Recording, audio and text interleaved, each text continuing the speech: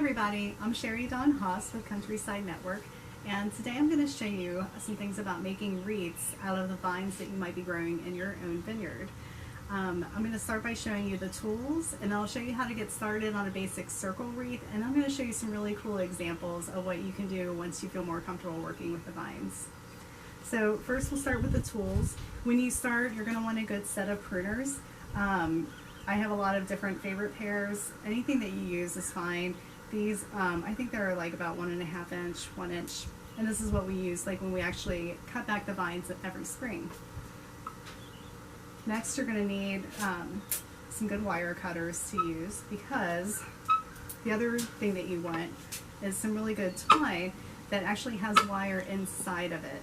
Now, I've used basic twine in the past that is more like stringy, but it tends to give over time, and I've found that this actually creates a much more secure hold. And it's also nice because of the coloring. It kind of blends in with the wood, so it doesn't stick out like bright gold or silver wood, for example, and it just gives it a really natural effect.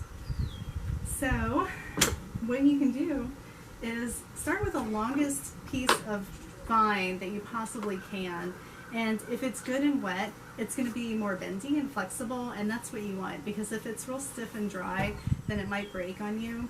And the dry vines are good to work with for some types of wreaths that I'll show you in a few minutes, but for the circle wreath, you want it to be nice and flexible.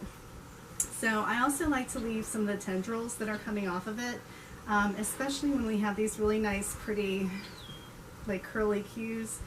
If you can see that, I think that nature has a really nice way of giving us some beautiful accessories that we normally wouldn't have. So I like to leave those on because I just think that they look nice. So what you want to do is start with one side of your vine, and you're just going to kind of like find its natural circular size. This seems to be good for this vine in particular.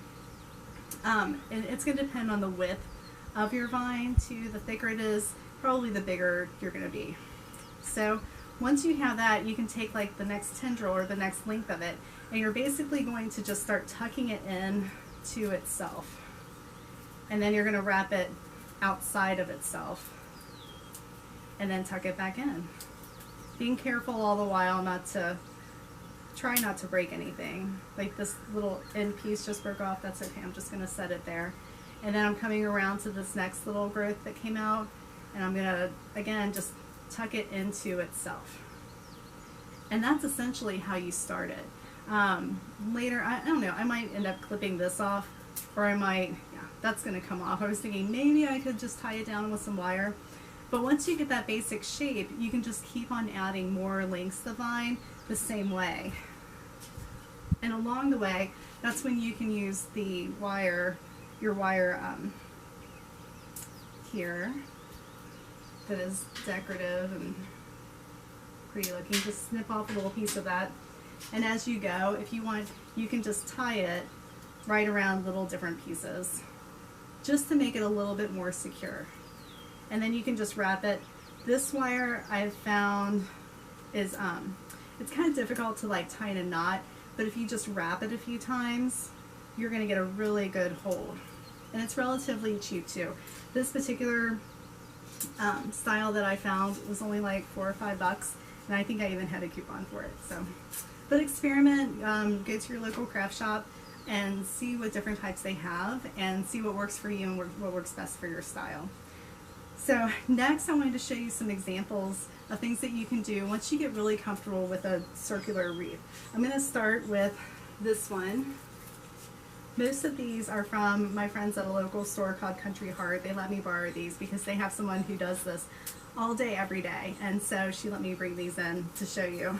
In this example, you can see it has a lot of vines making the circle shape, and then she took some on the outside at the very end and kind of wrapped it up. But she's got the nice little tendril there. And this is just like your basic example of a vine wreath. It's real nice and tight. And you could just take it from there and you could decorate it, or you could leave it as is, and it looks really pretty.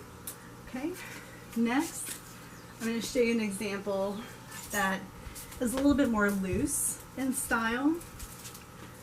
So with this one, the artist started with a nice tight wreath, but then added these like twiggy pieces to it as well. And you would do that in the same way that I just showed you, by just sort of wrapping it in and around itself. And that has a very natural look to it as well. The next example is very cool. I love this. This is where they actually built a basket in front of the wreath, and you can see that it's sort of tied and twisted and woven, and they did use wire to secure it in the different areas there. And then in the back, it even has a straight piece going through that's tied with wire just to make it a little bit more secure. So you could hang that up. You can actually put in some greenery right in there, or you could just leave it as is, and that's a really beautiful example. And finally, I'm going to show you what I like to make, and it's called a star wreath. And this is one that I made out of the vines in our vineyard. And basically what I did is, as we pruned, I put aside nice straight pieces that were similar in length, or I cut them down to the length. And then I would group them up in groups of 3. And then I started by taking 2 of them and sort of tying them together at a V. And then I went down to the bottom of that first V, and I attached 3 more in a line coming up this way. And then I grabbed 2 more, I attached them here, and came straight across. And then I finished it by drawing that last line to the star. If you do one of these, my advice is to keep it kind of loose at first, because you might find that you need to adjust your angles and things like that, especially as you start. But with this wreath, this is a nice one that you could like add Christmas lights to, for example, or just again leave it as is. You could even spray paint these, and that looks really cool too. So I hope you give it a try. Make sure you leave a comment and let us know if you do. Thanks.